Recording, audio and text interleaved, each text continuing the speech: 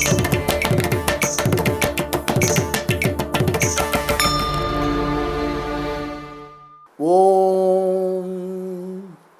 ஸ்ரீ ஆண்டாள் எம்பெருமானார் ஜீயர் திருவடிகளே சரணம். ஸ்ரீ ஸ்ரீனிவாச மகாகுரவே நமஹா.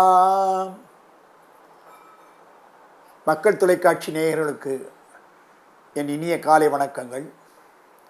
நாம் திருப்பாய் பாசுரத்தினுடைய விளக்கங்களை பார்த்து கொண்டிருக்கிறோம். இப்பொழுது 16வது பாடலுக்கு நம்ம போகணும். முன்னர் சொன்னது போல 6-5 பாட்டுகளாக திருப்பாவை தொகுக்கப்பட்டிருக்கிறது. அந்த 6-5 பாட்டுங்கிறது முதல் 5 பாட்டும் முகவுரையாக எடுத்துக்கொள்ளோமானால், அடுத்த 10 பாட்டு ஆண்டாள் தோழிகளை எழுப்புகிறாள். தோழிகள் என்றால் விண்ணோர்களை எழுப்புகிறாள் அப்படிங்கிறது மாதிரி தோழிகளை முதல்ல பாகவத பெண்களை எழுப்புகிறாள். விஷயம் தெரிஞ்சவர்களை எழுப்பி கையோடு கூட்டிக் கொண்டு போகிறாள். அடுத்த 5 பாசுரம் விண்ணோர்களை எழுப்புகிறாள். விண்ணோர்கள் என்றால் முறைப்படி பகவானை பற்றுவதற்கு ஒரு நிலை இருக்கிறது. சாதாரணமாக போக முடியாது. இப்போ ஒரு அவரைக்குடி போடணும்னு வச்சுக்கோங்களேன். முதல்ல விதை ஊன்றோம், அதுக்கப்புறம் அது கொஞ்சம் கொஞ்சமாக சின்னதாக வருது, அதுக்கு ஒரு சின்ன தட்டி வச்சு அணை கட்டுறோம், அதுக்கப்புறம் அதுக்கு ஒரு வளருவதற்கு ஒரு கொம்பு கட்டுறோம், அதுக்கப்புறம் பந்தல் போடுறோம். அந்த மாதிரி நேரடியாக பகவானை பக்தி செய்து பற்ற முடியாது. அதற்கு முறைப்படி நாம் போகணும். அப்படி என்றால் விண்ணோர்களை பற்றி அவர்களுடைய அனுமதியின் பேரில் தான் நாம் போக வேண்டும். அப்படி விண்ணோர்களை பற்றுகிறாள் இந்த 5 பாடல்களில். இது இலக்கண பிரகாரம் பார்த்தாலும் ரொம்ப அற்புதமான ஒரு சேர்க்கை இது. திருவாடல் பாவை அதற்கு உறுப்பு தேரின் ஒருவாது 2 1 என்று 3 களமாக பிரிக்கிறார்கள். இந்த பாவை பாட்டு 3 களமாக இருந்தால் தான் நல்லதுங்கிற மாதிரி ஒரு இலக்கணம் சொல்கிறது. அந்த 3 களங்கள் என்றால் என்ன? முதல் களம் முகவுரை, அது முன்னுரையாக போய்விட்டு. 2வது களம் தோழிகளை எழுப்புகின்ற அவர்களுடைய அந்த வீதியினுடைய களம். 3வது பாவைக்களம். பாவைக்களம் என்று இங்கே தனியாக எதுவுமே கிடையாது. முதலிலே சொன்னது போல வடபத்திரசாயி கோயில்தான் பாவைக்கிழமாக கண்ணனை ஆராதிப்பதற்காக பகவானை பற்றுவதற்காக ஆண்டாள் பரப்புரை. தோழிகளை கூட்டிக் கொண்டு இவள் போகும்போது பாவை நோன்பு என்று சொன்னாலும், திருப்பாவை ஆடல் என்று சொன்னாலும், பாவை ஆடல் என்று சொன்னாலும் எல்லாம் ஒன்று தான். ஆனால் அந்த காரணம் காட்டி இவள் பகவானை பற்றுவதற்கு வழிகளை நமக்கு காண்பிக்கிறாள். இது ஒரு அற்புதமான பாட்டு. இந்த 30 பாட்டில் முதல் 10 முடிஞ்சு, அதுக்கு முதல்ல 5 முடிஞ்சு, அதுக்கு அடுத்த 10 முடிஞ்சு, இப்போ 16வது பாட்டில் நம்ம நிற்கிறோம். இப்பொழுது கண்ணனுடைய வீட்டு வாசலிலே, நந்தகோபனுடைய வீட்டு வாசலிலே தோழிகள் நிற்கிறார்கள். நாயகனாய் நின்ற நந்தகோபனுடைய இன்று நாள்பாசுரம் அதுதான். நாயகனாய் நின்ற நந்தகோபனுடைய கோயில் காப்பானே, கொடித்தோன்றும் தோரண வாயில் காப்பானே. நாயகனாய் நின்ற அவன் நாயகன். யார்? நின்ற நந்தகோபன் நாயகனா இல்லை கோயில் காப்பான் நாயகனா? 2 பேருக்குமே நாம் சொல்லிக்கொள்ளலாம். நாயகனாய் நின்ற நந்தகோபன், நாயகனாய் நின்ற நந்தகோபனுடைய கோயில் காப்பான், அப்படி வைத்துக்கொள்ளலாம். இதில் கோயில் என்று பிரிக்க வேண்டும். கோயில் என்று பிரித்துக்கொள்ளலாம். நந்தகோபனுடைய கோ யார்? கண்ண பரமாத்மா. கோ இல், இல் என்றால் இல்லம் என்று பெயர். அதனால் நந்தகோபாலன் கோவில் என்று வைத்துக்கொள்ளலாம். அதில் நந்தகோபாலனுடைய அவனுக்கு சேர்த்து அடைமொழியாக சொன்னால் நந்தகோபாலனுடைய கோ என்று சொல்லிக்கொள்ளலாம். அப்படி சொல்லலாம். நாயகனாய், யார் நாயகன்னு எல்லாருக்கும் 2 பேருக்குமே பொதுவாக இருக்கிறது. நாயகனாய் நின்ற நந்தகோபனுடைய கோயில் காப்பானே, கொடித்தோன்றும் தோரண வாயில் காப்பானே. இதில் 2 பேரை சொல்கிறான். ஒன்று கோவில் காப்பான், அவன்தான் மதுச்சோருக்கு பின்னாலே இருக்கக்கூடிய கோவிலை காப்பவன் அவன். அடுத்து உள்ளே இருப்பவன் தோரண வாயில் காப்பவன். 2 காப்பான் நிற்கிறான். இந்த இடத்துல கோயில் காப்பானே என்று எனக்கு கதவை திறந்து விடுன்னு அவள் கேட்கிறார். எழுந்திருன்னு இத்தனை பாடல்கள் பாடிக்கொண்டு வந்தவள் இந்த இடத்துல ரொம்ப அழகாக நீ எனக்கு கதவை திறந்து விடுன்னு கேட்குறான். ஏன்னா காப்பாவனை பற்றி வாயில் காப்பானையும் தோரண காப்பானையும் நாம் எழுப்பினால் அது அவனுடைய வேலைக்கு ஒரு இடைஞ்சலாகும் இல்லையா? அவன் செய்ய வேண்டிய கடமை என்ன? காப்பது. அவன் தூங்குகிறான் எழுப்புற மாதிரி பாடக்கூடாது. அதனால தான் கோயில் காப்பானே மணிக்கதவன் தாழ்திரவாயின்னு பின்னால் பாடுறான்.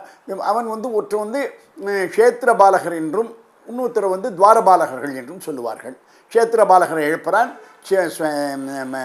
அடுத்தது துவாரபாலகர்களை எழுப்பிறாள். வாசலுக்கு வந்தாச்சு. நாயகனாய் நின்ற நந்தகோபனுடைய கோயில் காப்பானே கொடித்தோன்றும் தோரண வாயில் காப்பான். ஒருத்தன் தோரண வாயில் காப்பான், ஒருத்தன் வந்து விசேஷ அதிகாரம் உள்ளவன், ஒருத்தன் சாமானிய அதிகாரம் உள்ளவன். இந்த ரெண்டு பேருக்கு வித்தியாசம் இருக்குது. ஒரு பெரிய அதிகாரி சின்ன அதிகாரி இருக்காலும் அதனால் ரெண்டு பேரையுமே சேவிக்கிறான். ஏன்னு கேட்டால் இந்த இடத்திலே கண்ணனை இவள் பெரும்பொழுது யார் எந்த குறுக்க விடுவான்னு தெரியாது. அதனால் யாரை பார்த்தாலும் காலில் விடுறதுங்கிறத கேஸ் தான் ஆண்டாள். அது அந்த அளவுக்கு தன் காரியம் நடக்க வேண்டும் என்பதற்காக அந்த ரெண்டு பேர்லையுமே காலில் விடுற ஆண்டாள். கோவில் காப்பானே கொடுத்தோன்றும் தோரண வாயில் காப்பானே என்று பாடி அப்புறம் அவள் சொல்லுகிறாள், ஆயர் சிறுமியரோ உமக்கு மணிக்கதவும் தாழ்த்திரவாய். மணிக்கதவுன்னு அந்த கதவை நீ திறந்து விடு என்று சொல்கிறாள். மணிக்கதவும் தாழ்த்திரவாய். ஆயர் சிறுமியரோ உமக்கு அரைபறை மாயன் மணிவண்ணன் நென்னலே வாய் நேர்ந்தான். நாங்கள் வந்து சின்ன ஆயர்கள். அவன் கேட்குறான், இந்த நேரத்தில் நீங்கள் எதுக்காக வந்தேன்? கண்ணன் வந்து படுத்திருக்கிறான், இந்த நேரத்தில் நீங்கள் வருவதற்கு காரணம் என்னன்னு கேட்குறான். அதுக்கு அவர்கள் வந்து நான் சொன்னால், இல்லை நாங்கள் வந்து கண்ணனை துயிலெழுப்புவதற்காக வந்தோம் என்று சொல்கிறார்கள். நான் திறக்க மாட்டேன்னு சொல்கிறான். அதுக்கு இவள் சொல்கிறாள், ஆயர் சிறுமியரோ உமக்கு. நாங்கள் ஆயர் சிறுமியர்களையா? நாங்கள்லாம் ஆயர்கள், சிறு பெண்கள். நீங்கள் என்ன போய் சந்தேகப்படலாமான்னு கேட்குறான். இல்லைம்மா, அந்த பூதனைங்கிறவனும் ஆயனாகத்தான் வந்தான். அவளும் ஒரு அலங்காரம், ஒரு யுவதியாகத்தானே வந்தாள். அந்த மாதிரி தான் அலங்காரம் பண்ணிட்டு தானே வந்தாள். அதனால் இந்த கோகுலத்தில் இருக்கிற புல் பூண்டு கூட கண்ணனுக்கு எதிராக முளைக்கிறது. யார் அரக்கன்னு நமக்கு தெரிய மாட்டேங்கிறது. கம்சன் அந்த மாதிரி அனுப்பியிருக்கிறான். அதனால் நாங்கள் வந்து சின்னவாள் பெரியவர்கள் என்று நம்ம சொல்ல முடியாது. எல்லாமே எங்களுக்கு ஒன்று தான். அதனால் வந்து நீங்கள் ஆயர் சிறுமியராக இருக்கலாம், ஆனாலும் ஆயர் சிறுமியர் வேஷம் போட்டவர்களாக இருக்கலாம்.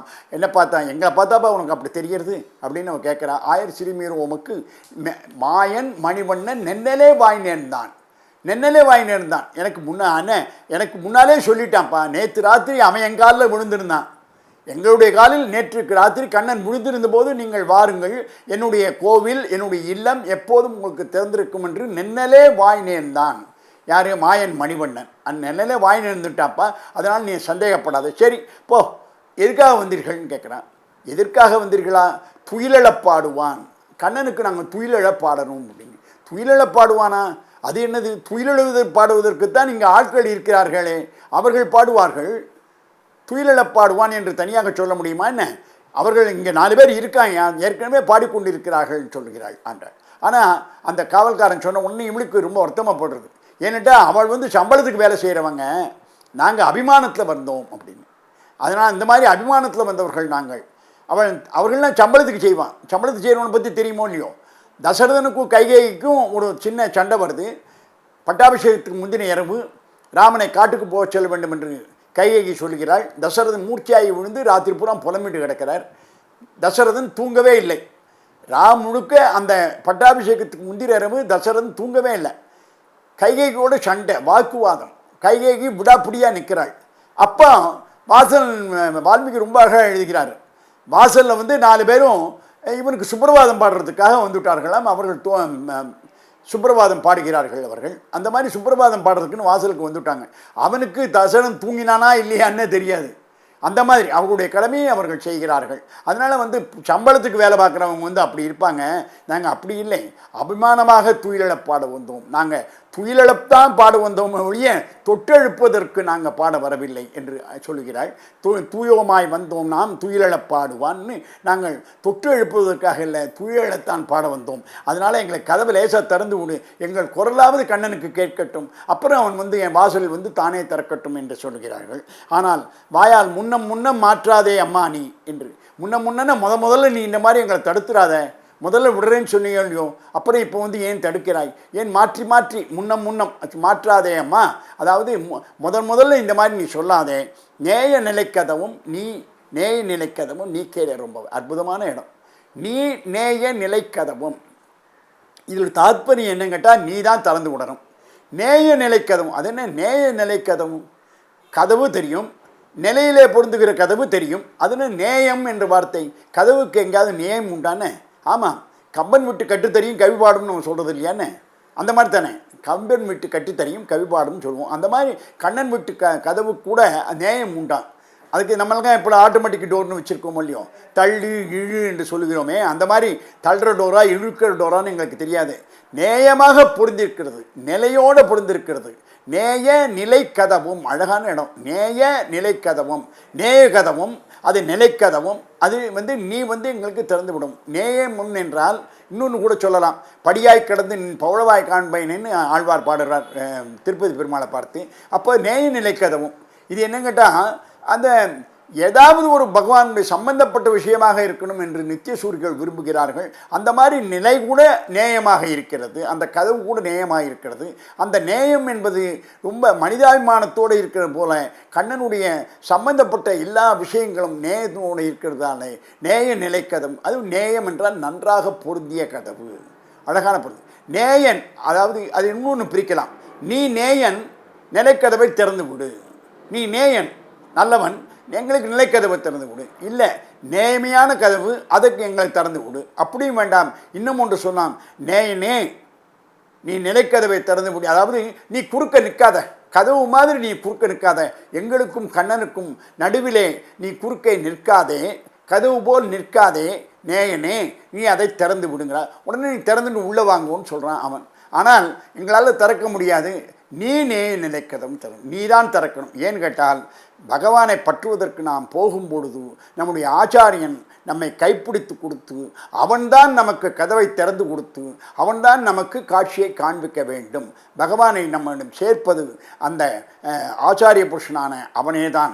அதனாலே இதை பகவான் உடன் சேர்ப்பிக்கக்கூடிய இந்த தோரண வாயில் காப்பான், நந்தகோபன், அதெல்லாம் எல்லாம் சேர்ந்து நமக்கு கண்ணனை காண்பிக்கப் போகிறார்கள். அதனாலே நீ நேய நிலைக்கதம் நீக்கி, எங்களை நீக்க சொல்லாதே, எங்களுக்கு தள்ளுன்னு தெரியாது, இழுன்னும் தெரியாது, நாங்கள் அதில் மாட்டிக்க மாட்டோம். நீங்கள் எங்களுக்கு நேய நிலைக்கதமும் நீக்கேல ரொம்பாவா என்று ஆண்டாள் அற்புதமாக காட்டுகிறாள். இதிலே விண்ணோர்களை தொழுவதற்கு ஆரம்பித்து விட்டாள் ஆண்டாள். விண்ணோர்களை நாம் பற்றித்தான் பகவானை அடைய வேண்டும் என்று நமக்கு தெளிவாக காட்டுகிறாள். மற்றவற்றை அடுத்த பாசுரத்திலே பார்ப்போம்.